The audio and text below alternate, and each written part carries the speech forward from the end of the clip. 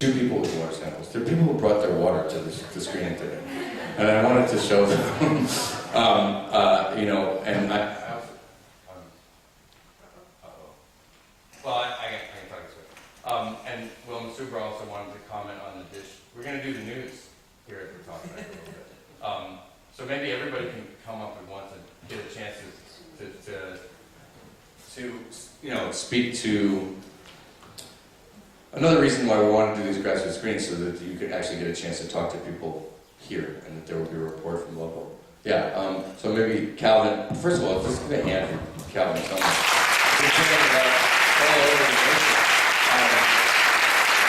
I've seen him like 4 times in the last month in New York City and Pennsylvania and here in Texas. You're just kidding around.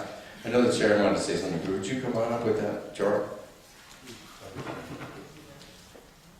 Be sure that you're signed up on the Texas OGAP alert list so that we can send out alerts and let you know when you need to write your legislators. Yeah, is that dish one? Do you want to tell us about what this is? And what's your name? My name is Carol Grosser, and I live in an area that has a lot of old oil and natural gas wells. And I happened to notice a derrick on the hill across from me one day, and I happened to pass by the landowner, and I said, well, are you getting a new well drilled? And he said, oh no, they're fracking one of my old wells to try to get it productive again.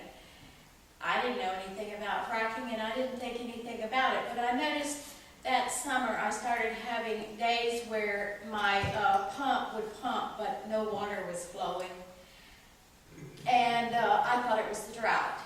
And then over time, I noticed, because I was so worried about water, I filled this large stock tank that I had with groundwater.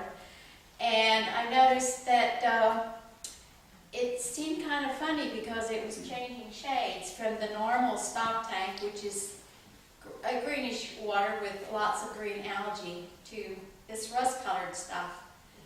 And I kept noticing it being there, and I also filled up a little mineral tub for some goats I was keeping separate.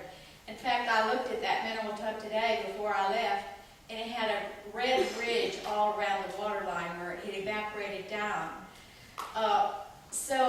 I didn't really, it didn't click until just really, I said, well, I have to do something about this stock tank because goldfish are dying, and it's reddish, and so maybe this metal stock tank had a poor galvanization process, and it's rusting. So I emptied the whole thing. It took me days to empty it, and sure enough, the galvanization was fine. And then I started realizing I don't even know where the first hints of fracking came, and I started researching it. And you know, the text sharing was the one where I got the most information. You did a beautiful web job. And I was looking for days on the color of the water, because that's what struck me, was the reddish color. And my animals and myself drank it for a year. And so one of the things I want to find out is how long is that water going to be like that? Is it permanent or what? Because I was frightened of drought, I went ahead and sprung for a rain harvest. So now I'm very careful to make sure the animals and myself only drink the rain harvest water. But because it doesn't rain enough in my neck of the woods, I'm using groundwater on plants. And so that's another question. You know, what's the effect on plant life? There is one curious thing that I was just thinking about when he did the show.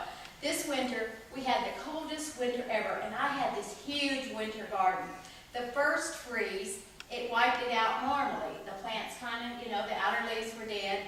But thereafter, when the weather was even colder, the plants didn't even notice. And I'm thinking, was it the ethylene glycol? Where do you live? Thanks. Where do you live? I live in between Sonora and Junction, 150 miles from Del Rio and 30 miles from Rock Springs. So, sorry, I don't mean to interrupt. And I have learned, my despair from all the information, that they can frack any number of times, right? There's no prohibition on the number of times. And this is a semi-area property area that's always had groundwater problems, and they're used to wasting all that water. Okay, so, thank you. So I